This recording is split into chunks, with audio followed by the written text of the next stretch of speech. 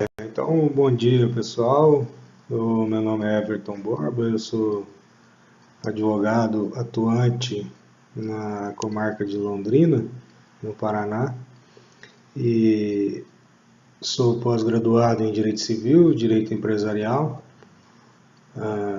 exerço também a função de auxiliar da Justiça como juiz leigo numa comarca aqui. E, enfim, não tenho grandes pretensões com esse vídeo.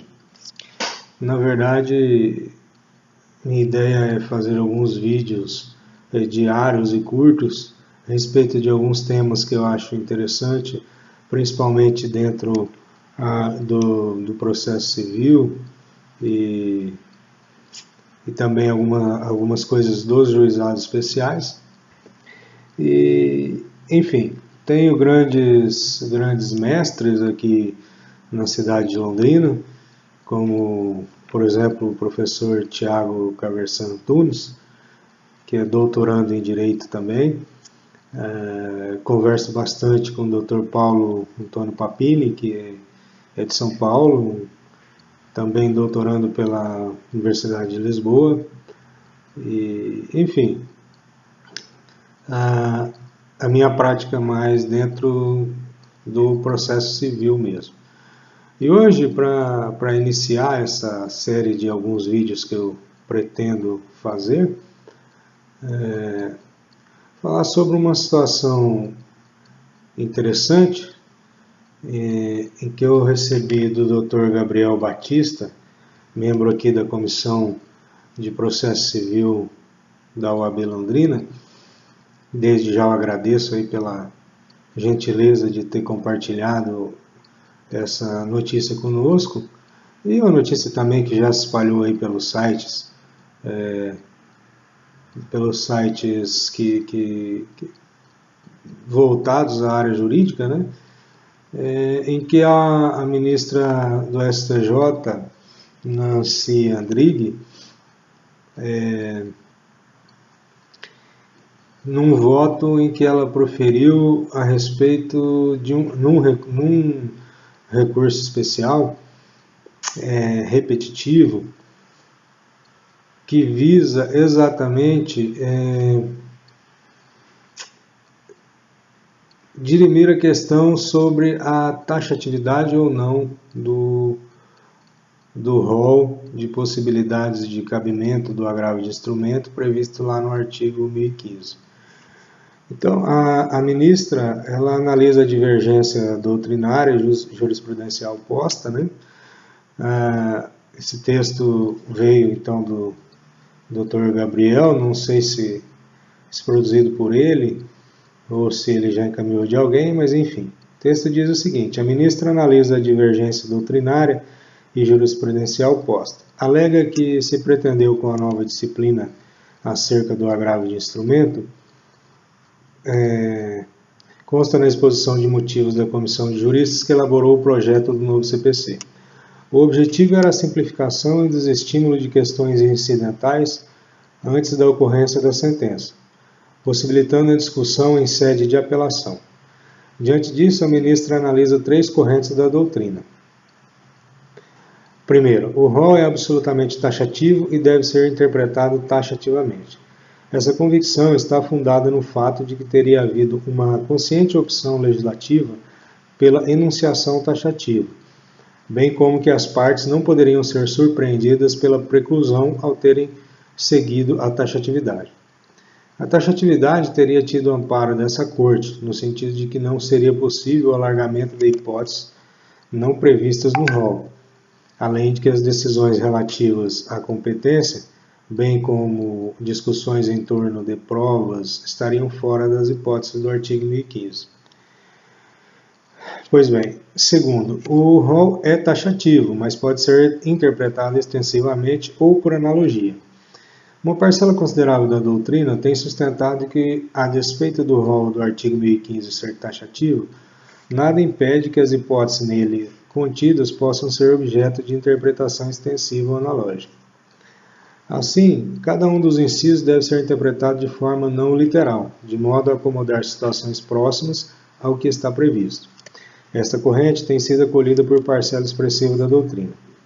No mesmo sentido, há recentes julgados dessa Corte, os quais apontam ser cabível o recurso imediato de decisão sobre prescrição e decadência, ou hipótese de pedido suspensivo em embargos de declaração.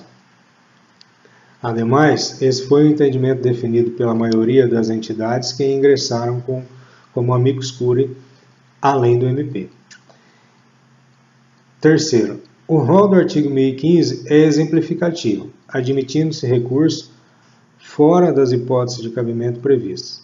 Essa corrente defende que o rol é puramente exemplificativo, de modo que em determinadas situações a recorribilidade deve ser imediata, mesmo que não conste no rol e que não possa ser extraída de maneira extensiva ou analógica. Ela deve ser analisada sob a ótica do interesse recursal.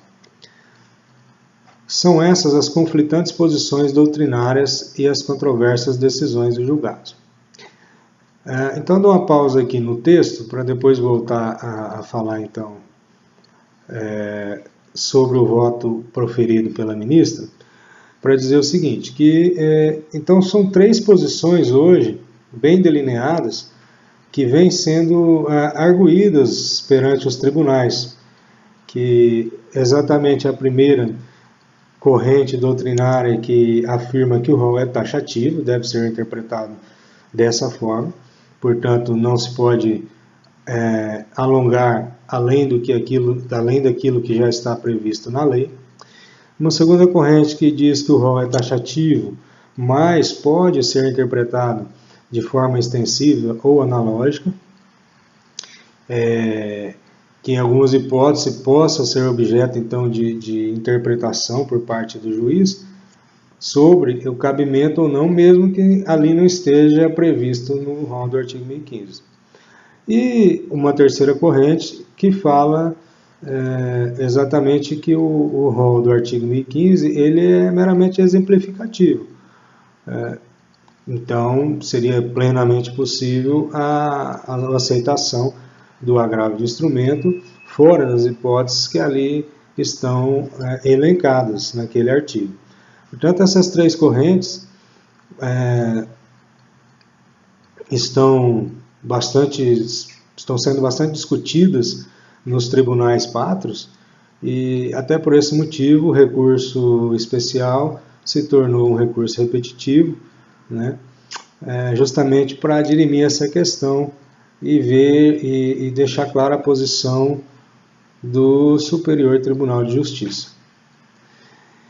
Pois bem, continuando aqui no texto, falando agora do voto propriamente dito da ministra, a ministra expõe algumas conclusões preliminares. Primeiro, a majoritária doutrina se posicionou no sentido de que o legislador foi infeliz com um rol exaustivo. Segundo, o rol é insuficiente, pois deixa de abarcar uma série de questões urgentes. Terceiro, deve haver uma via processual sempre aberta para que questões que possam causar prejuízos às partes sejam recorridas de imediato. Quarto, o mandado de segurança vem sendo utilizado como sucedâneo recursal e não é meio próprio para ventilar a questão interlocutória. Quinto, qualquer que seja a interpretação dada por essa Corte, terá aspectos positivos e negativos. Sexto, se porventura essa Corte se posicionar favoravelmente ao cabimento de agravo de instrumento fora das hipóteses do artigo 1015, é necessária a modulação. Pois bem, ela então passa a analisar a natureza jurídica do artigo. Destaca que a regra do artigo 1015 não pode ser interpretada como uma ilha oceânica fora do sistema jurídico. Por se tratar de ramo do direito público, o direito processual deve ser lido e interpretado à luz da Constituição. Dessa forma, andou bem o legislador ao determinar capítulo de normas fundamentais do direito processual, com função eminentemente pedagógica. O legislador pretendeu restringir o recurso de agravo, conclusão que não pode ser afastada. Ocorre que o estudo da história do direito processual revela que um rol que pretende ser taxativo não abarca todas as situações que deve conter. A realidade supera a ficção. Foi o que aconteceu no CPC de 39. duramente criticado pela doutrina nesse particular, em toda a sua existência. Não é rara a existência de situações recorríveis de imediato que causaram prejuízo às partes quando postergadas. Nesse sentido, são criadas anomalias, como a impetração de mandados de segurança para essa questão. A Corte deve estabelecer a interpretação que melhor esculpe a razão de ser o dispositivo e os valores do sistema jurídico. O legislador claramente fez a opção política de restringir as hipóteses de agravo de instrumento. Ele é cabível em situações de urgência, sendo este elemento que deve nortear as decisões fora das hipóteses do artigo 1015. Conforme o direito comparado dos Estados Unidos, França e Alemanha, deve ser recorrido de imediato às hipóteses em que a espera da decisão final puder causar dano irreparável entre as partes. A urgência é justificada pela inutilidade do julgamento diferido. Esse pilar deve ser examinado ainda em conformidade com a mais contemporânea concepção do princípio da inafastabilidade da jurisdição, que passa a incorporar o direito à tutela jurisdicional e o acesso à justiça. Diversos são os exemplos de situações urgentes não contempladas pelo legislador, sendo emblemática a decisão que indeferir a decretação de segredo de justiça. Imagine-se que a parte necessite que certos fatos relacionados à sua intimidade tenham que ser expostos na prestação jurisdicional. É imprescindível que seja decretado o segredo de justiça, tratando-se de medida irreversível do ponto de vista fático. No entanto, se este fosse indeferido, seria irrecorrível de imediato, momento em que a prestação jurisdicional seria inútil, pois todos os detalhes da intimidade do jurisdicionado teriam sido expostos pela publicidade. Portanto, nesse caso, a urgência é evidente. Veja-se, ademais, que, nesse caso, uma interpretação extensiva ou analógica não seria sequer possível, pois não há hipótese de segredo de justiça já elencada no artigo 1015. Tudo isso leva à conclusão de que não é possível enunciar de antemão as hipóteses de urgência. A urgência e a inutilidade de decisão futura devem ser analisadas também à luz da concepção progressista. Se o pronunciamento jurisdicional se exaurir de plano, é imprescindível que a matéria seja reexaminada imediatamente. Não é crível que o processo prossiga perante o juiz incompetente por longo período e, só após a apelação, seja reconhecida a competência. Todavia, uma parte considerável da doutrina vislumbra a possibilidade de cabimento de agravo de instrumento de forma extensiva e analógica em relação aos incisos já previstos no artigo 1015. A ministra entende que a questão da competência e as hipóteses de arbitragem no inciso 3 são situações ontologicamente diferentes. É mais adequado reconhecer o cabimento de agravo de instrumento pelas normas fundamentais, sobretudo a urgência e a inutilidade dos atos já praticados. Entende que não é razoável o aguardo de apelação.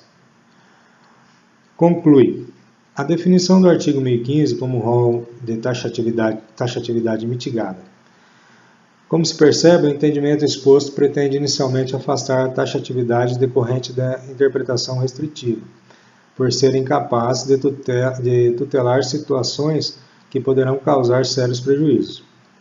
De igual modo, deve ser afastada a possibilidade de interpretação extensiva ou analógica, pois, além de não haver parâmetro minimamente seguro quanto aos limites que deverão ser observados de cada conceito, texto ou palavra, o uso desta técnica hermenêutica não será suficiente para abarcar todas as questões que devem ser reanalisadas de imediato. Exemplo, o segredo de justiça.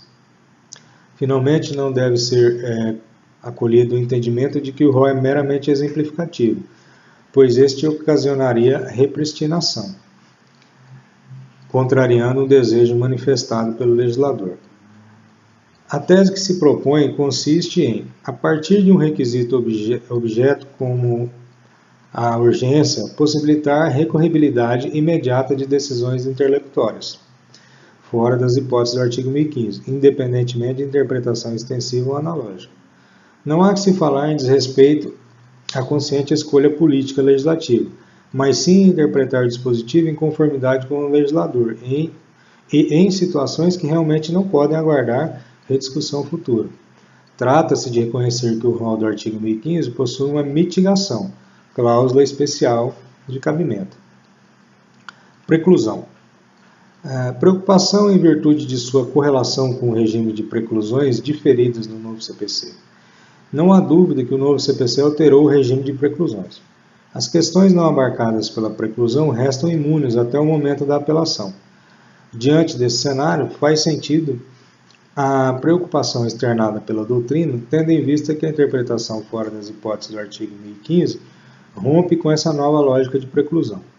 Esse problema, todavia, sequer se verifica se for adotado em teses jurídicas da taxatividade mitigada pelo requisito da urgência. Admitindo-a em caráter excepcional, não haverá que se falar em preclusão de qualquer espécie. Não haverá preclusão temporal. A tese jurídica proposta não visa prolongar o prazo, mas antecipá-lo, sendo a apelação o termo final para a impugnação. Também não haverá preclusão consumativa. O cabimento, na hipótese de haver urgência, está sujeito ao duplo juízo de conformidade. Um da parte que interporá o recurso e o outro do tribunal que reconhecerá o exame de juízo positivo de admissibilidade. Somente nesta última hipótese a questão estará acobertada pela preclusão. Para proporcionar segurança jurídica, a decisão deve ser modulada em face do regime de transição. O artigo 23 das normas de transição expressamente prevê a possibilidade de modulação. Portanto, a tese aqui definida somente incidirá para as decisões interlocutórias após a publicação do acordo. Questão do descabimento do mandado de segurança como sucedâneo recursal. O mandado de segurança contra ato judicial é uma anomalia, além de implicar na inauguração de uma nova relação jurídica. Trata-se de técnica de correção contraproducente, tendo em vista que há meio disponível para que se promova o reexame das decisões interlocutórias excepcionais, que é o agravo de instrumento. Análise do caso concreto. É induvidoso que, em relação à competência, e diante de tudo que se expôs, o agravo de instrumento deve ser conhecido, sob pena de ser infrutífero o exame da questão posteriormente, sobretudo por se tratar de questão de competência absoluta. No entanto, nesse agravo de instrumento não se verifica a urgência. Forte nessas razões, a relatora conhece o repetitivo e fixa as teses. O rol é de taxatividade mitigada e por isso permite o agravo de instrumento quando verificada a urgência em razão da inutilidade da decisão da apelação. A tese jurídica se aplica às decisões interlocutórias proferidas após a publicação do presente acordo. Pois bem, então esse texto traz aqui o voto da ministra, que traz uma nova tese para o cabimento do agravo de instrumento. Qual seria? A tese da taxatividade mitigada. Em poucas linhas, a ministra, ao meu entender aqui, foi bastante feliz porque ela disse que realmente não se pode fazer uma interpretação extensiva ou analógica, porque há imensas situações, uma imensa quantidade de situações em que não há nada no rol do 1015 que se possa fazer uma analogia ou mesmo se estender a interpretação, né? Portanto, não seria caso de fazer uma interpretação analógica e conhecer do agravo de instrumento por interpretações analógicas ou por extensão. Por outro lado, também não seria viável admitir que o rol do 1015 seja um rol puramente taxativo. Ou seja, não seria prudente para a concretização da justiça plena exatamente dizer que só se pode recorrer daquelas decisões de forma imediata. Porque, como bem posto aqui pela ministra, há situações em que realmente não se pode aguardar o momento da apelação para se recorrer, pois o prejuízo já vai estar concretizado naquele momento. É necessário que o Estado, através da jurisdição, dê uma resposta imediata a determinadas situações. Como foi bem exemplificado aqui, a questão do segredo de justiça, por exemplo.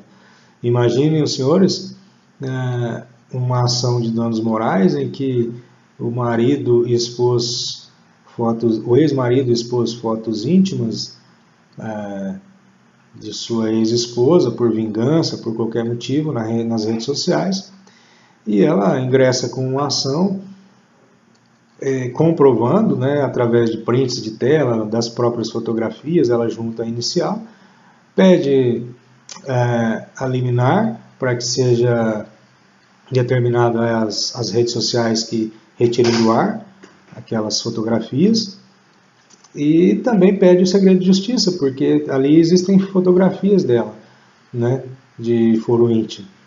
E o juiz concede a liminar para retirar as fotografias das postagens, determinando as redes sociais que retirem essas fotografias, mas indefere o pedido de tramitação sob segredo de justiça. Esse processo vai durar 1 ano, 2 anos, e enquanto isso ele é público, qualquer pessoa pode acessar e vislumbrar lá as fotografias de foro íntimo daquela pessoa. Ele indeferindo, essa pessoa, teoricamente, pelo rol do artigo 1015, não poderia recorrer através do agravo de instrumento para que fosse reformada essa decisão e o segredo de justiça decretado. Então ela teria que aguardar pela nova sistemática, aguardar a apelação, para que então fosse esse pedido apreciado no apelo. Ocorre que, como eu disse, passariam-se 1 ano, 2 anos e essas fotografias estariam lá no processo de forma pública. Assim, resta claro que, ao meu entendimento, que é preciso, sim, dar-se uma interpretação de taxatividade mitigada para o rol do 1015, porque existem essas situações em que poderiam ocorrer danos que, quando se fosse arguir esses, quando se fosse requerer, melhor dizendo, em apelação a reforma da decisão, o dano já estaria concretizado. Então, acredito que nessa parte aí a ministra foi bastante feliz e também acredito que existem várias outras situações em que o rol ele não pode ser interpretado de forma taxativa.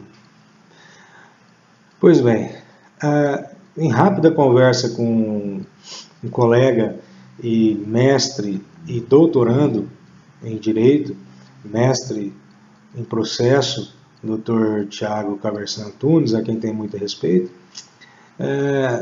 dizendo da minha opinião sobre esse assunto, que realmente eu acreditava que a ministra tinha razão e foi feliz no seu voto,